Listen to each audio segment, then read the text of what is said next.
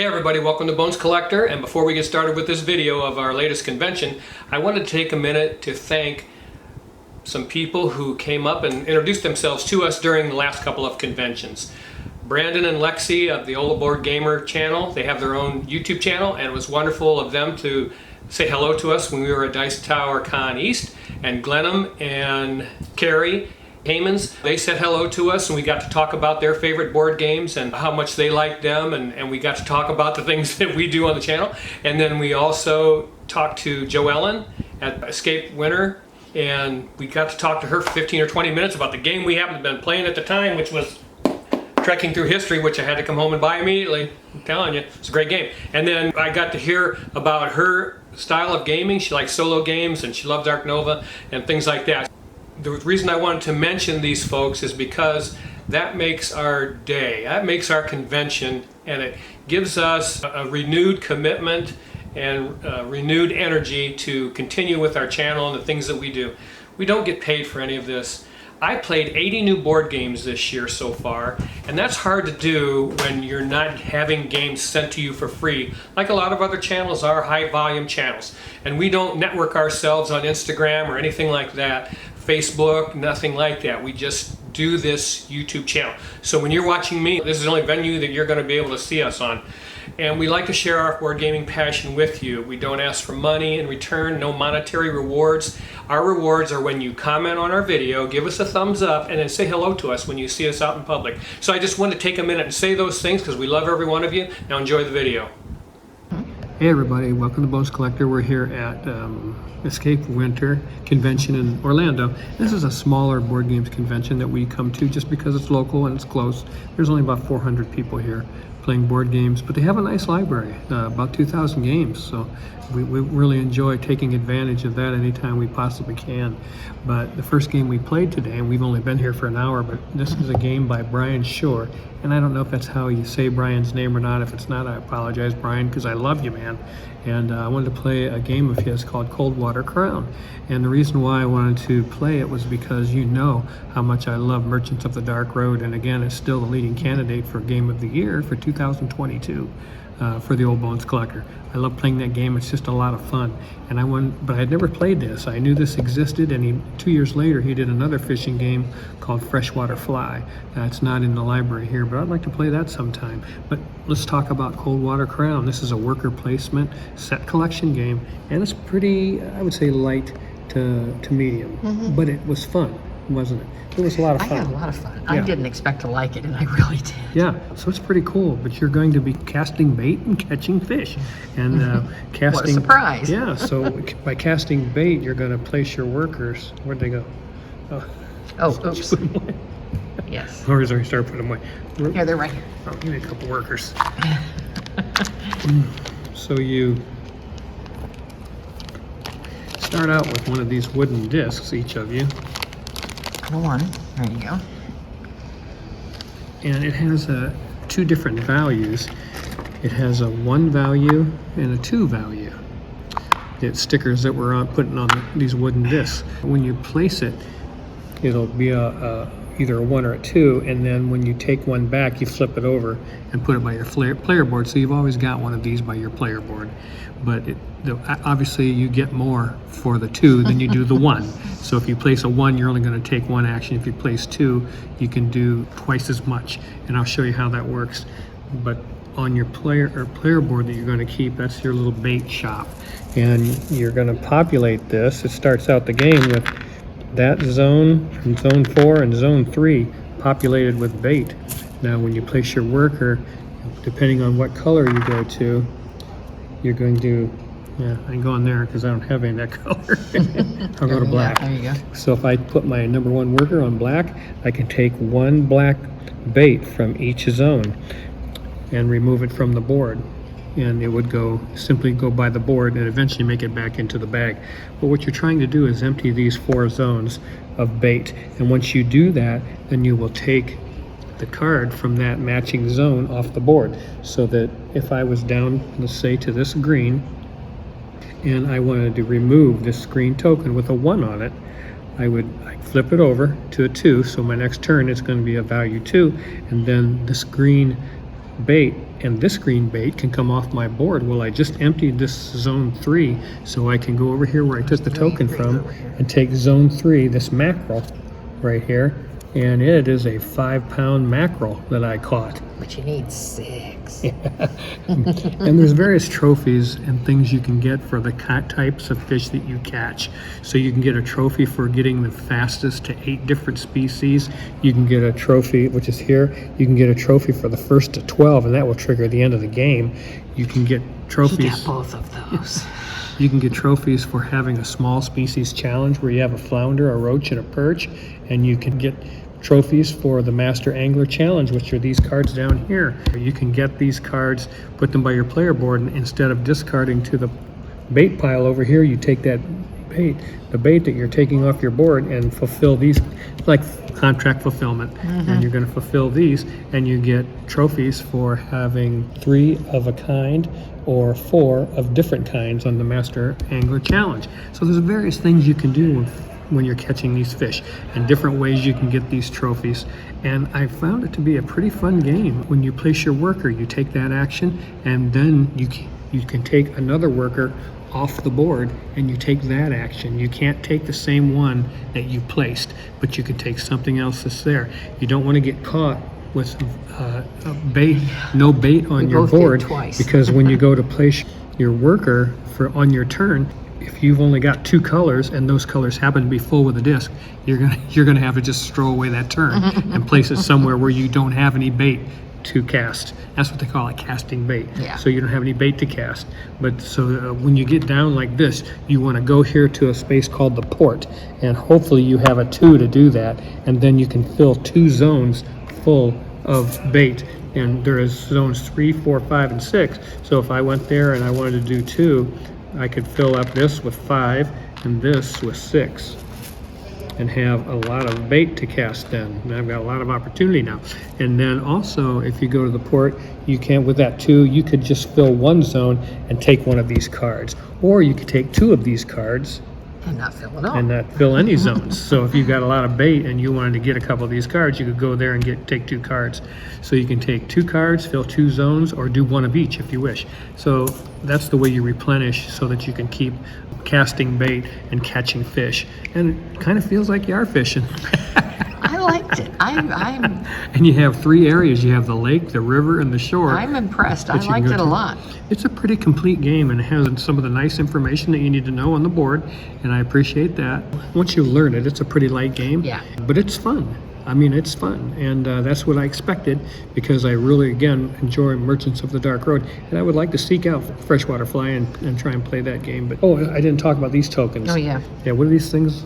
I can't remember the name I of don't know them. what they were called. There's these special tokens, and there's a reel, rod, line, and lure, 4 different kinds, and they do 4 different actions, special actions, once you earn them. And you earn them by catching a zone 5 fish. And again, that's, you don't know what I'm talking about, but if you catch a zone 5 fish, you That's get to your draw tackle. these.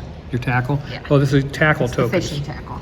Yeah. So these are tackle tokens, and they do various things, like removing certain colors of bait from your board, because the faster you remove this bait, the faster you catch fish. And that's what you're trying to do, is remove this bait so that you can catch as many fish as you possibly can.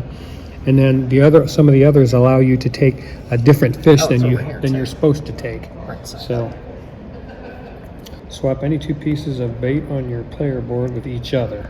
I did that because Okay. I needed a purple. I had 2 purples in one spot, and I needed them in different spots, so I switched it with a green. Then you can catch a fish from the same zone but a different location. Catch a fish from an adjacent zone of the same location for the line, and the lure is remove any 2 same colored bait from your player board. So these tackle tokens do various things to help you out in the game, and you get them again by catching a zone 5 fish. Yeah. So that's pretty neat.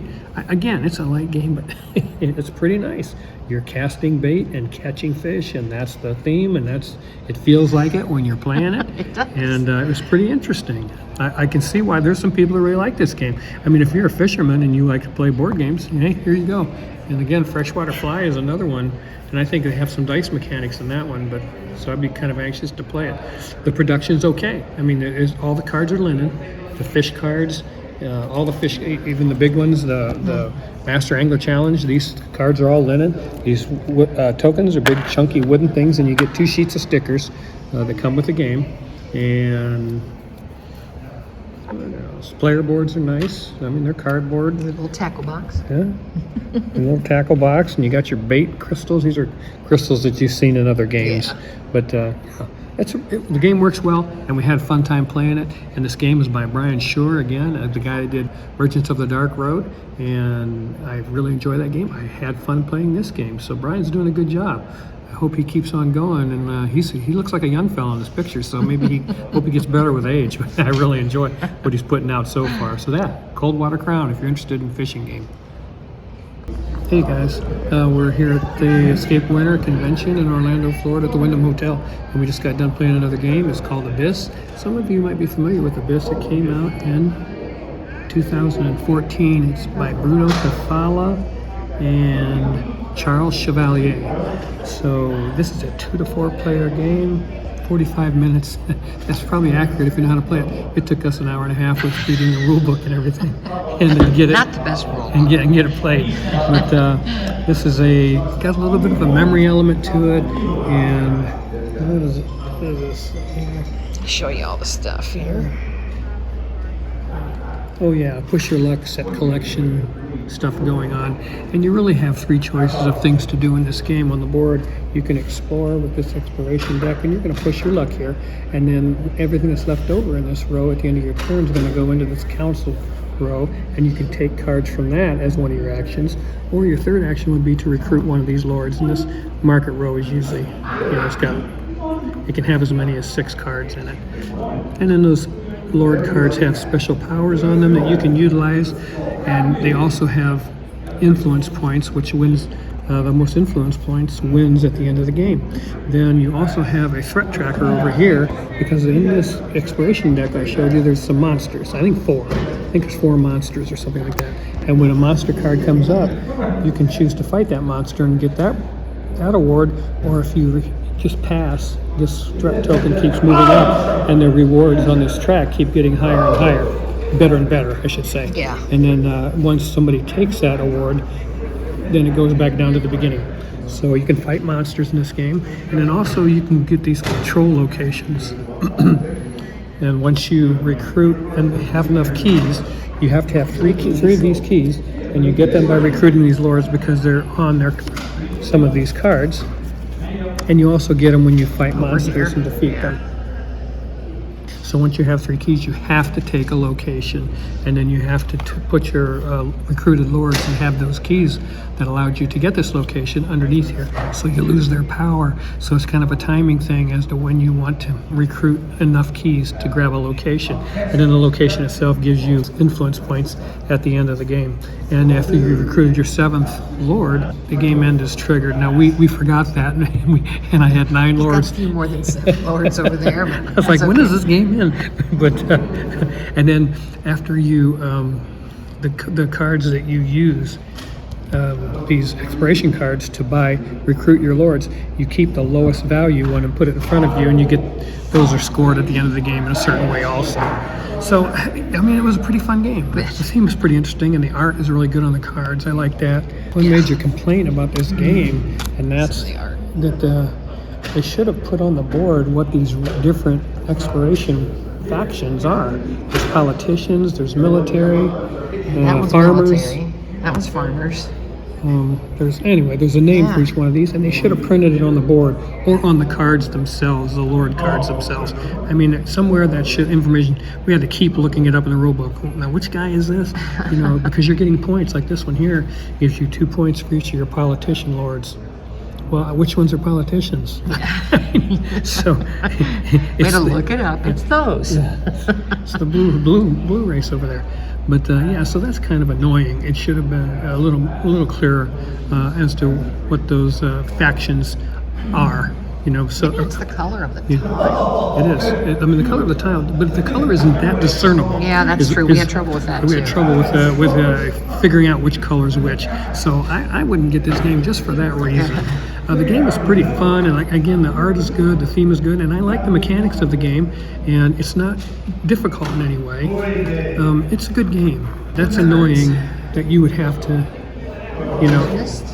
I mean, there should, like, even on the cards, there should be like a, I don't know, some kind of icon. Either that or an icon that tells you what it was. Says politician or something. I mean, I don't know. Or if it's going to say that, then say soldier and put this icon instead of saying the word soldier. Yeah. Put the crab icon. Yeah, something like that. I mean, it was just Either all icons or all words. But it was annoying trying to tie those in with the location tiles. But other than, other than that, major complaint that I have, the game is pretty fun. Again, Bruno Cathala, a very good board game designer. I have Yamatai. I sold 5 tribes.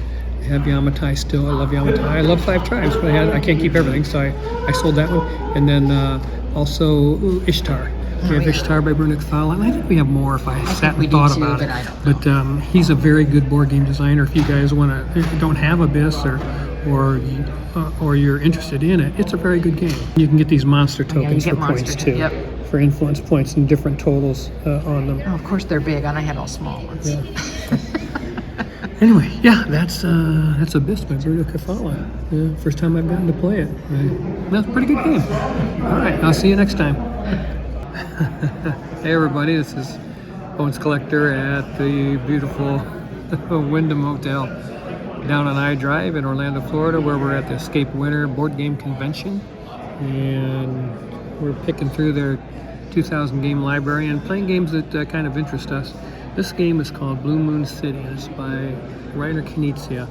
Now, of course, the Dr. Reiner Knizia is one of the best board game designers in the world, and he's been doing it for so long and has created so many games. It's incredible. But I watched this game and was curious about it. I watched it played on YouTube many times, and I knew I would like it, but I just never had the chance to play it, and I wasn't going to go out and buy it. I think it might be out of print. I can't remember. I think it is. But there's certain things that I like about the first edition, and there's certain things I like about the second edition, but This is the first, isn't it? Yeah, they didn't make the whole total package of the things I liked in one edition, so I just never felt like going out and getting it.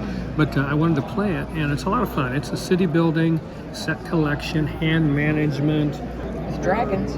Yeah. Oh yeah, area majority. This is an area influence, area majority game.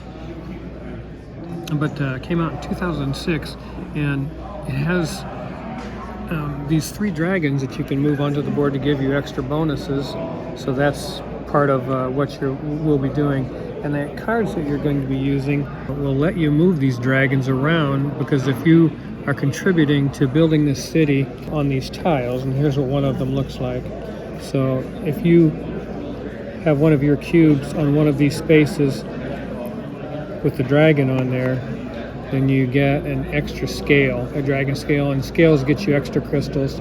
So you do that kind of thing. And as you're moving around this grid, you complete these city tiles, and you get the bonus that you see up here in the corner.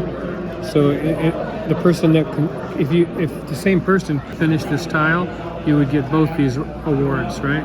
The scale and the crystal. Yep. Yeah. And everything that's around orthogonally adjacent that's already turned over. That's already been completed. And then it shows you in this corner what's on the other side of the tile.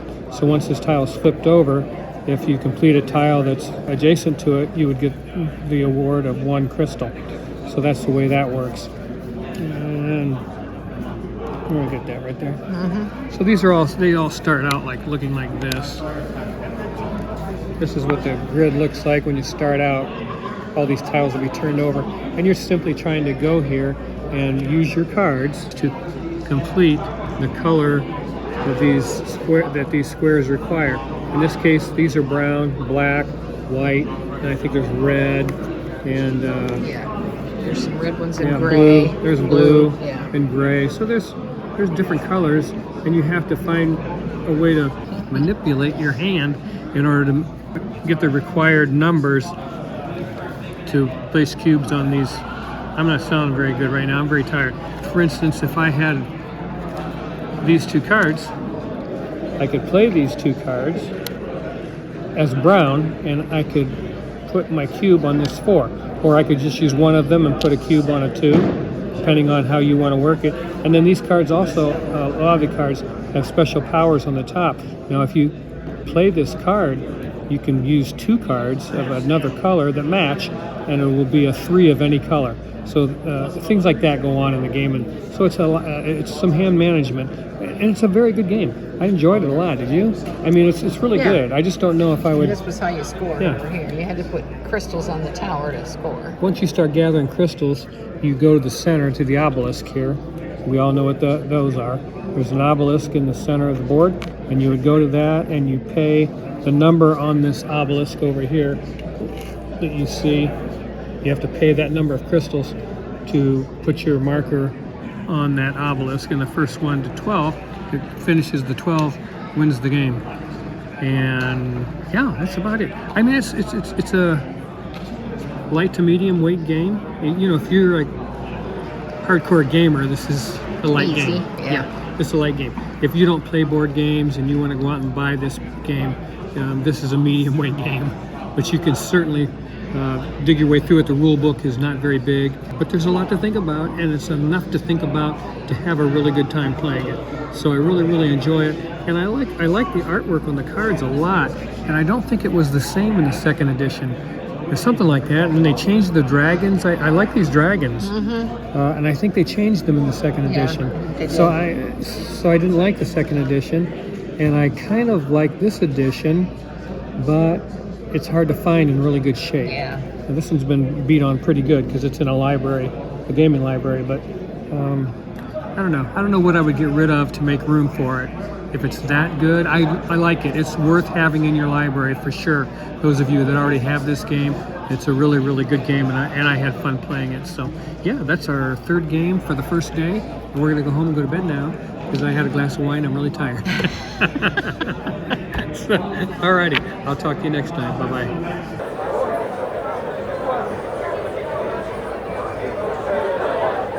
Hey guys, welcome to Bones Collector, and right away this morning we got up to play some more games. We were here at like 7:30 or something, and the Foundations of Rome table was empty, so we wanted to play that again. Remember, we played it at Dice Tower, and I gave you my opinions at that point on Foundations of Rome, and I'd say they've changed a little bit. The game is, we use the Monuments expansion. It adds a little bit more to and it. We use the and we use the game objectives cards. So there's some modules in here to ratchet this up a little bit that make the game a lot more interesting. And we just really enjoyed ourselves playing this game. It was very fun. I think there's like three modules that we did not use. We used the Monuments expansion and we used the game objective cards. And that was, I don't know, it was a lot of fun. We had a good time. I'm glad we got to revisit this. Again, 4 more that we had here. 4 more modules we didn't use. So Lori really liked it. So she's kind of nudging me in the direction of maybe figuring out a way a bad to get this game. Yeah. I liked it way more this time, yeah. even though I lost, and I think I won this time. Hey, you did win last time. I won last time, and you won this time, yeah. But I liked it more, even though I lost. Yeah, so it was a lot of fun. And again, you're playing with these beautiful chunky buildings, so it's very nice. But I still would love to see these buildings in Era by Matt Laycock. I just think that game would not going to let that go. would just take off, because I just love the dice rolling in Era. This is a card play. Some monuments we had. Yeah, there's no luck in this game. You're just, well, I guess there is a little bit of randomness in the cards, the way they come out. Timing is everything, so when those cards are in the market, if something you desperately need and it comes out on number 10 here, you got to pay $10 to get that one. Do you wait? Because your opponent doesn't know you need that card. Everybody can see the board.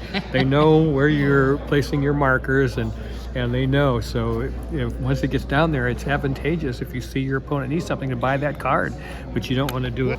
I threw your piece. You don't want to do it too early, because you have to spend too much money. That's one of the monuments we used. It's just awesome, little dragon hanging off the side of a castle there. Yeah, that's pretty cool. Now, these buildings are just absolutely awesome. I mean, it's, I don't know. And they're heavy too. I mean, these things are pretty chunky, pretty heavy, and pretty nice buildings. But it is a very fun game. It's so difficult for us to justify, because it does play 5. So you got 5 player trays in there. You can see them all around the table here. All this plus your stuff. monuments tray, and If this game played 4, I'd be more inclined to, I would probably snap it up. And if it played 2, that'd be phenomenal. Yep. You know, just 2 trays plus the monuments. Make a 2-player board would be nice. A 2-player it could be a small board, little yeah. board. Hopefully someday that happens, because I would really, you know, and I might hold out for that and just play this game at conventions. I don't know. Yeah. But we had a great time playing it. If you are interested in this game, it's fantastic.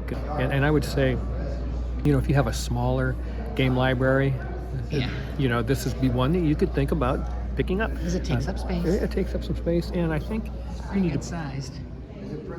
And I think this game would get a lot of playtime. So it's like, I think it would. yeah, I think you'd put this on the table quite often. Right now, I think our board game library is up to 160, and that's quite large. And, you know, I'd have to get rid of like Get it down. 20 games and pick Or this more. game up. But it's a lot of fun, and it would be totally justified for anybody to grab this. I think it's $250 sun dropped like this. I don't like the edition that's not sun dropped, where the buildings are just Plain. Yeah, plain.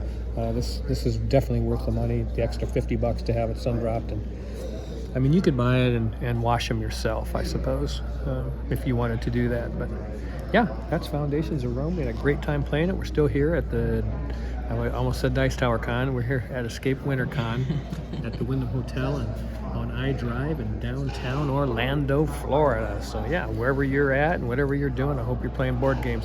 I'll see you next time. Bye-bye. Hey everybody, welcome to Bones Collector, and we're still here at the Escape Winter Convention, which is 90-some degrees outside, and I don't know what they mean by escaping winter. We're escaping summer, because we're inside. We're escaping summer, in the air conditioning here in Orlando, Florida.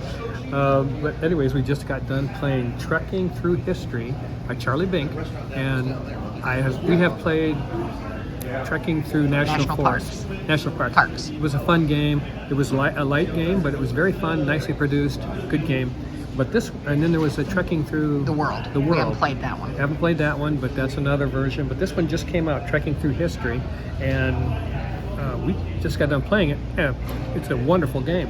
And I wanted to show you the box lid, and it says, "History is not a burden on the moment, but an illumination of the soul," a quote by Lord Acton. A very nice thick box. The production of this game is magnificent. It's a really nice game. I mean, all the decks of cards are nice linen. The itineraries are linen, a nice thick clock here for the time tracking. And then this is a play mat, folks, that rolls up and fits in the box. A really pretty play mat. All the art on the cards is magnificent. And every card for the time frame and the event and history that it's recording is written about on the back. So I love that. And I've talked about that before in our videos. I just love it when they try to educate you a little bit. You learn something while you're playing a board game. Doggone it, you know, that's pretty neat. And then you get a tracker here. This will show you what dates are in each day deck that you're going to play through. And so the game works like this. You have 3 decks of cards, one for each day. Day 1, day 2, day 3. And you're going to put them on this space right here and create a market. And then as a player, you're trying to select. Here, we'll fill them all in. There you go. Yeah, you're going to select one of these cards, and then the icons that are on the bottom of the card and the icons that are below the card are ones you're going to try to cover up on your itinerary. You can see your itinerary board here. So you want to cover those up. Now let me put this over here. And if you come down through here and complete this row right here, you get a bonus of 8 points. If you complete this down here, you get a bonus of 10 points. So you're trying to get these different icon chips to cover these up on the card and get those bonus points as best you can while still building your trek. So you're going to select your cards and try to put them in chronological order like this. So 1601 to 1889, 1911, oh, can I do this? In 1923, so that is in chronological order, these events, and on the board it shows you exactly how many points you score for how long your trek is. Now if you have your trek down here and you go to take a card and there's not one available that is after 1923, well, you're in a pickle. So you can either take one of these ancestor cards, which is a common deck of them on the board, or it gives you a wild, or you can take another card that's not in chronological order and end your trek, and at the end of the game you will score that that amount of points. Now on each card also, there's a clock, and you can see it in the bottom lower corner, bottom left-hand corner, and bottom left-hand corner, like that card Lori's showing, has 3 hours on it. So you would take your piece on this clock and move it 3. So 1, 2, 3. And then who's ever in the back is the person's turn it's going to be. So you can take multiple turns if you can manage to stay in the back. You can collect crystals that help you subtract hours off your movement on the clock board. And if you save them to the end of the game, you get 1 point each for the crystals. So this is very similar to Nova Luna and Craftwagon V6. Glenmore all use this mechanism where the person in the back is going to go first. Patchwork does it. Yeah. So yeah, and yeah, that's about it. But again, nice production. You get this beautiful game trace dispenser. The insert's very nice. In this particular edition, you get what is this? You get a solo variant. Solo variant, and that's a It's very time nice. warp. And a Time warp expansion. I Time don't warp know what that expansion, which does. we didn't play it with. Did you get the solo? But I'm pretty impressed. This game's fun. And then on the back of each event, if you see these events, like this is Work the Gutenberg Press, it'll tell you about that event on the back of the card. And I always appreciate games like this. And Charlie does this with his games. He was a nice fella when I met him. I met him at the Dice Tower Con a few years ago when I was playing Trekking the National Parks, I think, for the first time, and talked with him a little bit. But he's a nice young man, and I enjoy talking to him. This game is for 2 to 4 players, but it does have a solo variant in the Kickstarter edition. That's the only place you can get it. And now maybe you can get on Board Game Geek and somebody has posted it on or something. We'd have to have these pieces. But a 30 to 60 minute game, and There's how we scored. we tied in this game, and we have played thousands, of course, games together, and we tie A lot. a lot. So we tied in this game, and then Lori, the tiebreaker was the person with the longest trek, and she had one that was 7, and I had one that was 6, and she won. I beat him by 1 card. She deserved it.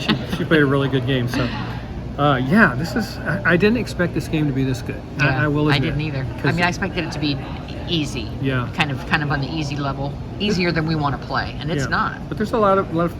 It's an easy game. Yeah, enough to weed together here A lot of to thinking. be fun. Yeah. So again, you're thinking about the time track and what you're spending there, using your crystals to mitigate that a little bit, then selecting cards in chronological order for the iconography that you need to get your maximize your points on your itinerary. So there's enough going on, enough to think about that makes the game fun, and that's what board gaming is all about. And that's travel through history.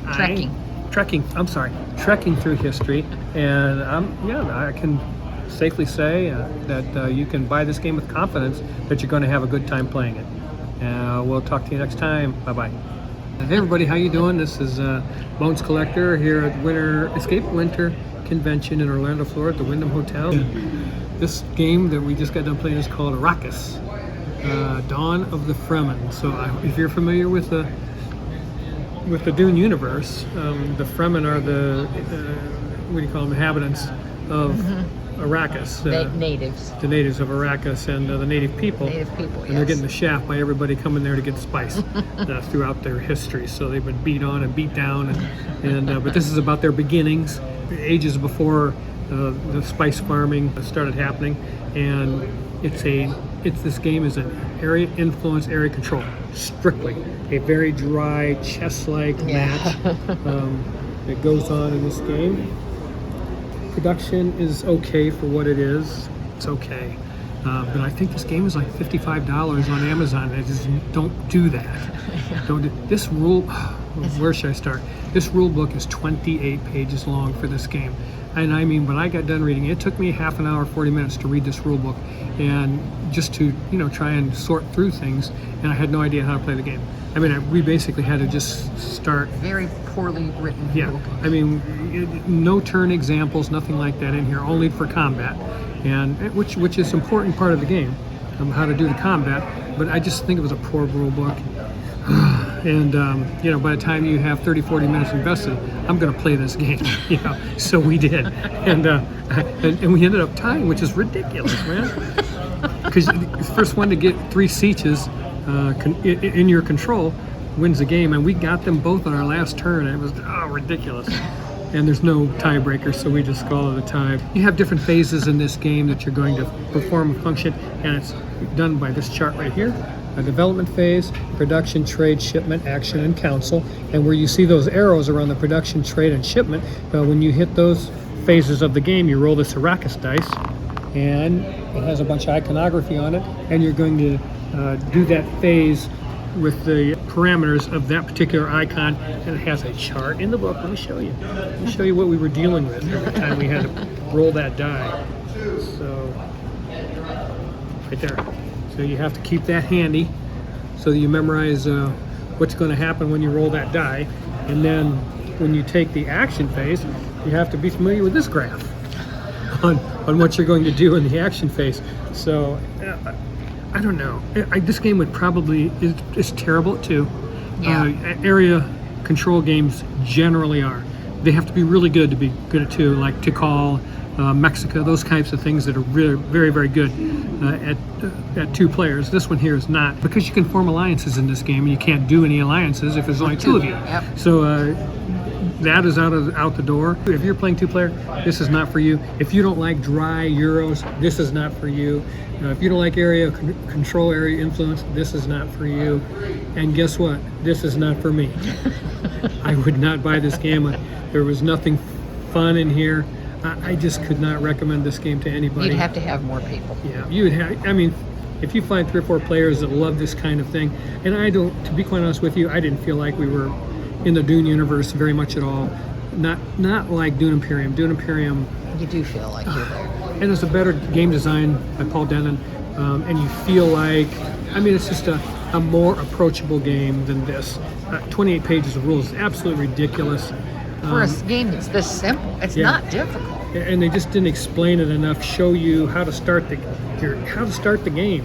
Yeah. They just kept explaining things over and over in these different phases, and you're like, your head is. Well, my head what's is step spinning. 1? And of course, I'm not the smartest guy on the planet either. So maybe some of you could go through this 28 pages, and I'm telling you what, it's like, yeah. I mean, there's text on every page. Yep. You got to read all of those phases, and there's combat Examples. and I mean, there's just a lot in this rule book to read, and just Never was there a page that said gameplay and here's the steps. yeah. Show me. You just have to show me a figure it, turn. just guess. I love rule books. Here's a sample turn. Yeah. To start the game. Here's what you would do to start the game. You know, they never got to that, and it just irritates me. But hey, we're having fun here at the convention, anyways. Yeah. And we had Wonderland Wars. I hadn't played that, and we just didn't have enough time to set it up before lunch. So because Okay. I had to eat so I could take my pill. That's Now we that's gotta some try Christmas to get it vacation. again, and it'll be yeah. busy. So now we'll probably never get our for hands Christmas on it again. vacation, yeah, I need to take my pill. I gotta eat so I can take my pill.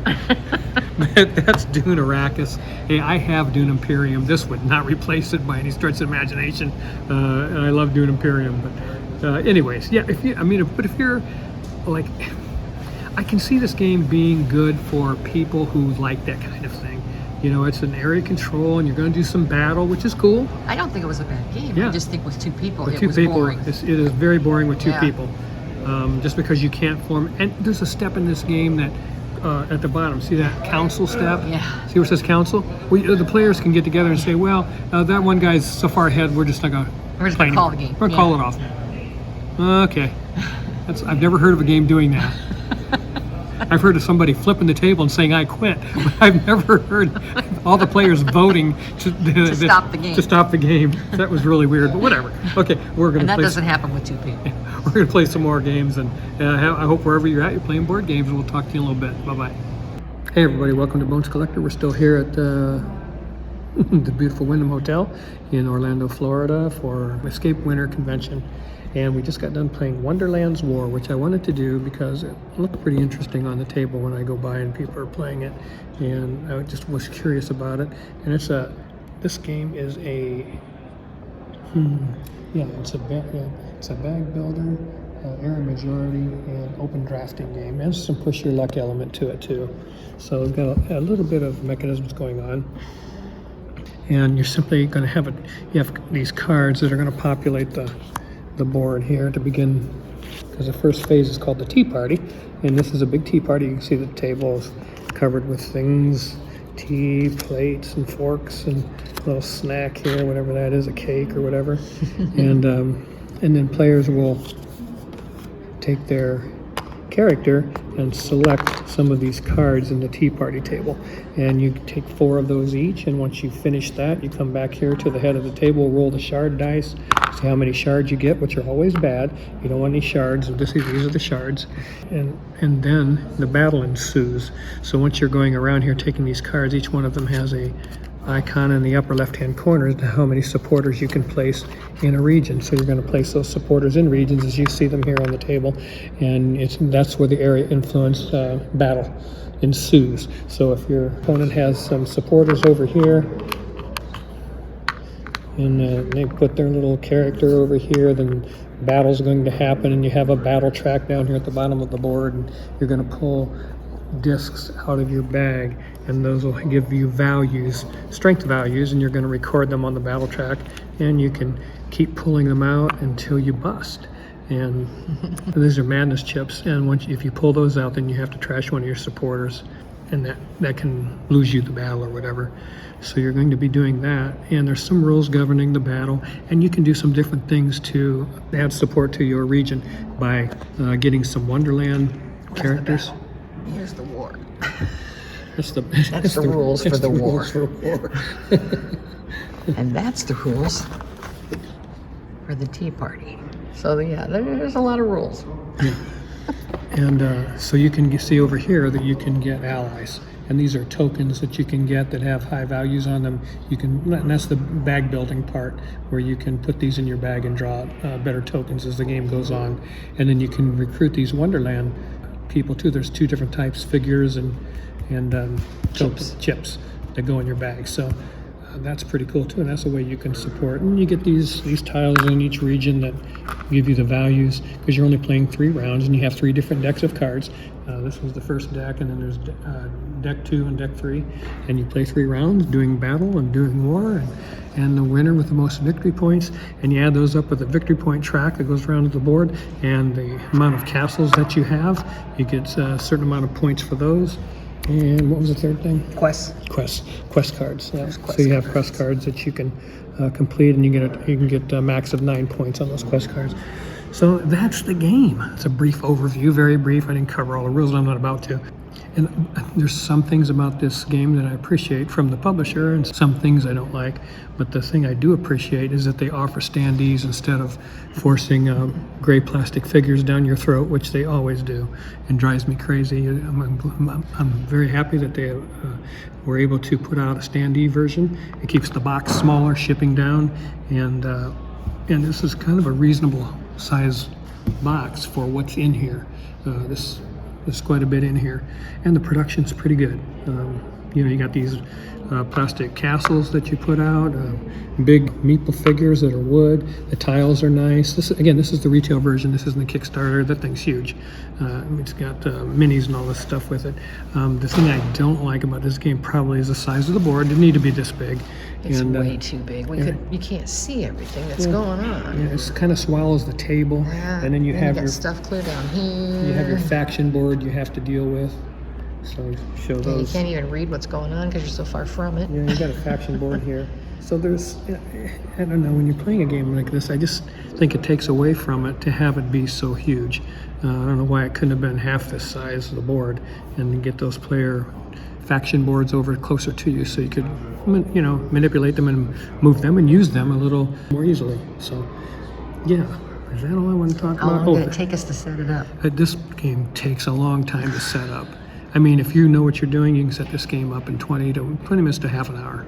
It took us 45. Yeah, it took us 45. It's the first time we ever played it.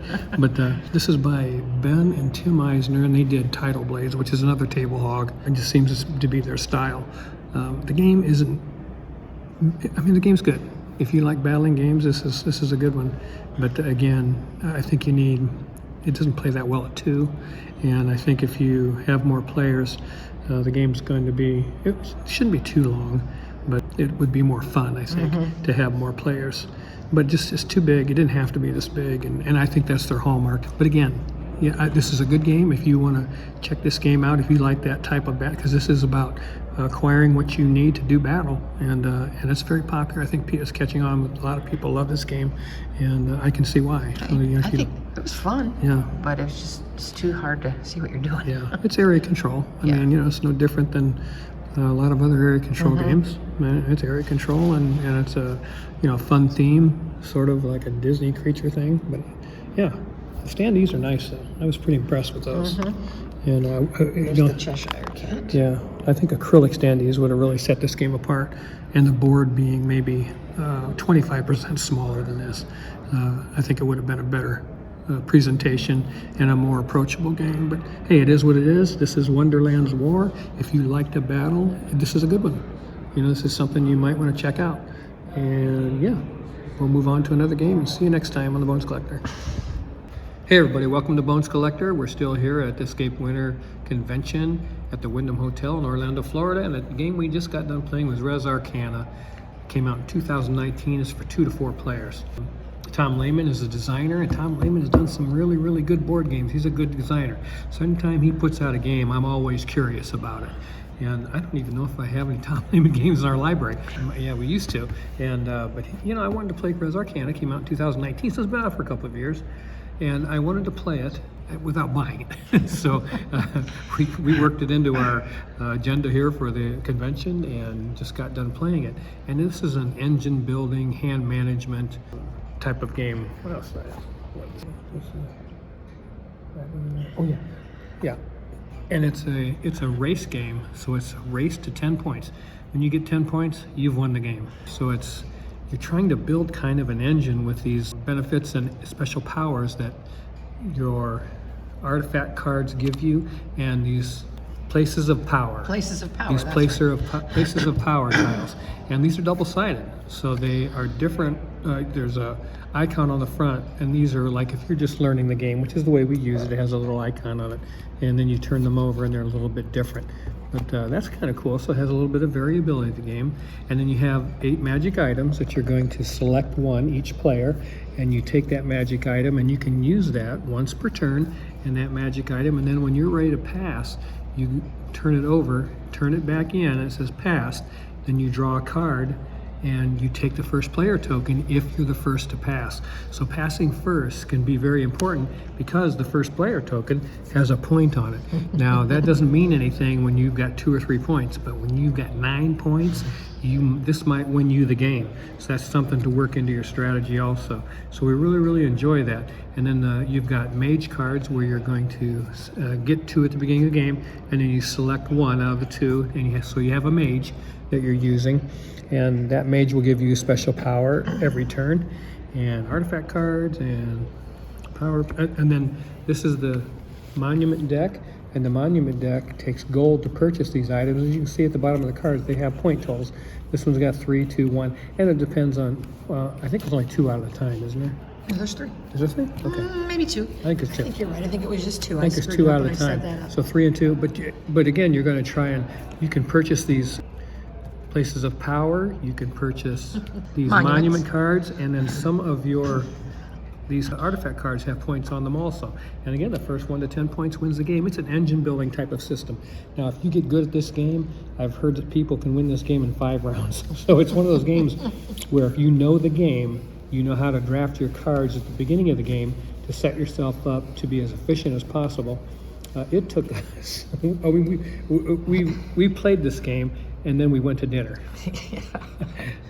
So we played this game and then we went to dinner because we had a 6 o'clock reservation. We just got done playing at 6 o'clock, so we couldn't film. So we threw it all in the box, went to dinner, drank a lot of wine. That's why it's not set up properly now.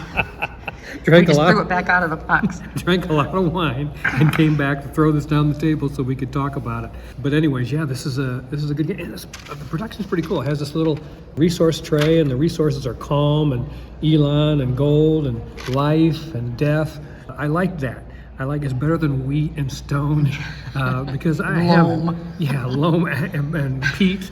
You know, I've had all my fill of that in my board gaming life. Not that that's bad, because I still kept a lot of games that use those resources. But I'm ready for something new. Yeah, people do something different. You know, be a little more creative in their development and design of their board games.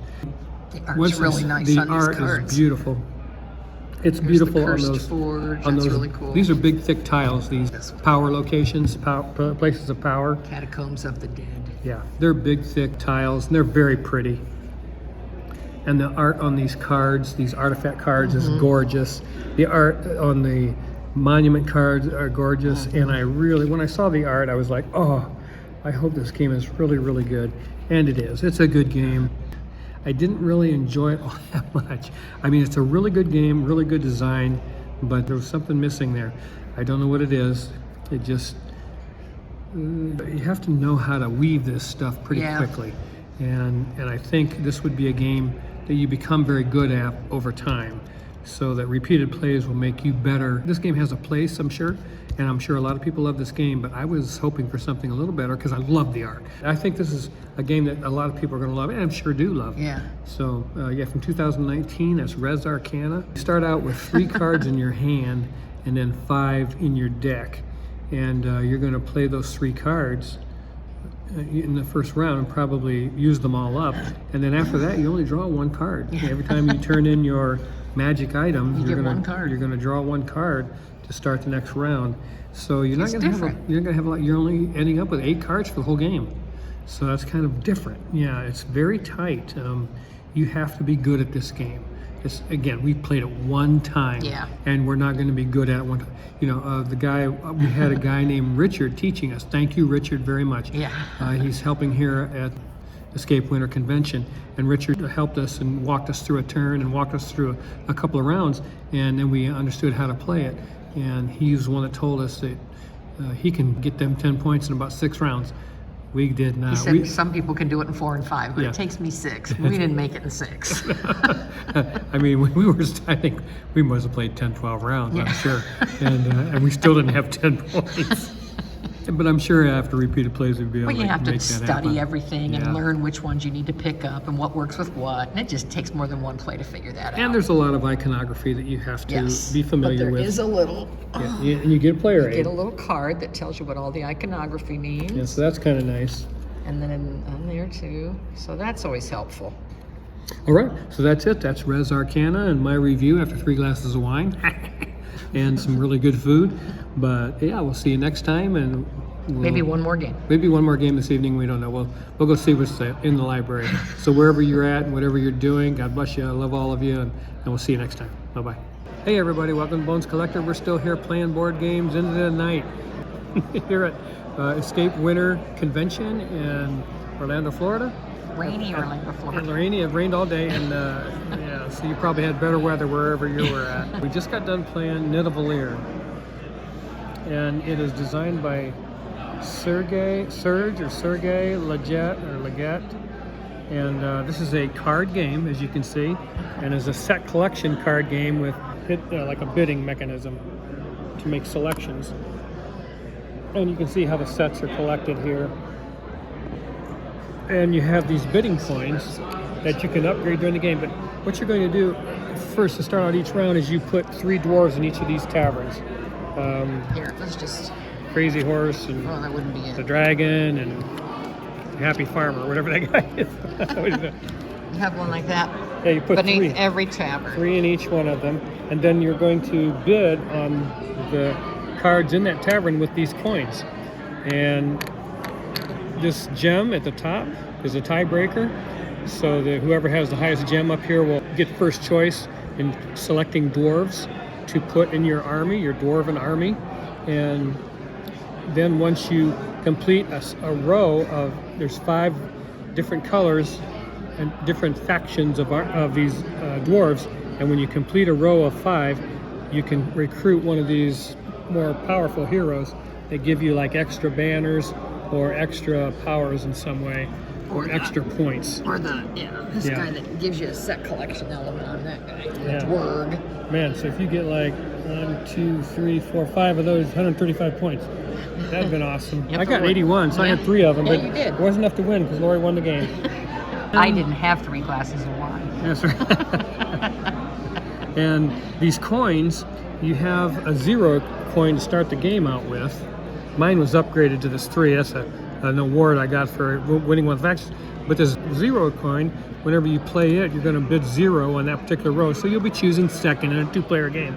And then the coins that you have down in your pot here, you'll flip those over and you add them together, and you can upgrade to a coin of that added value, and you have to get rid of your highest coin. Of course, these are quite large at the end of the game, but you start out with real low numbers, and that's how that Got a works. whole bunch of little coins And then over here. once in a while you can get a card that, yeah, those coins are the upgraded, or the ones you upgrade. Then you can get these cards that add to a value of a coin, so you can upgrade one of your coins. And then at the end of you have 2 decks of cards, Arrow 1 and Arrow 2. Once you get through Arrow 1, Arrow 2. you do a scoring where you add up your faction, who's ever ahead at that point gets that particular card. I got 3 of those, and how Yep. many did you get? I had 2. You had 2. So it doesn't mean anything. She beat me. Anyways. But yeah, you get those. Like, that's how I got the upgraded 0 coin, a 3, instead of having a 0.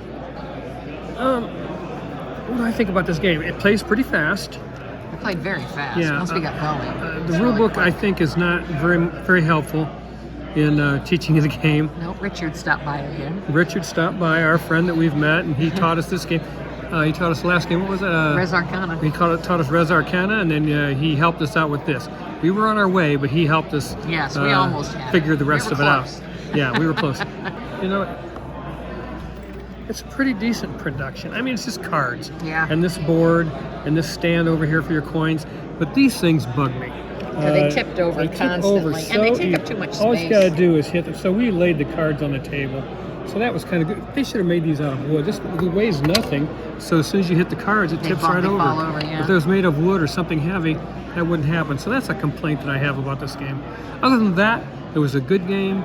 The production's fine. The art on the cards looks like pencil sketches, which is pretty cool. And, Yeah, the art, and I the art is actually good. like the art. And the art is good, yeah. I didn't think I would, but I do. The more you look at it. Oh gosh. And that is it. That's Nidavellir. So yeah, we put together an army to protect Nidavellir from the invasion or whatever. So I don't know. It's a card game.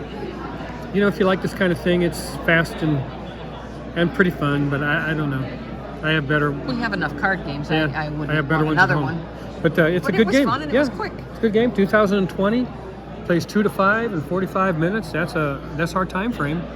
But yeah, so that's Nidavellir, and I will see you tomorrow because I'm going to bed. Good night.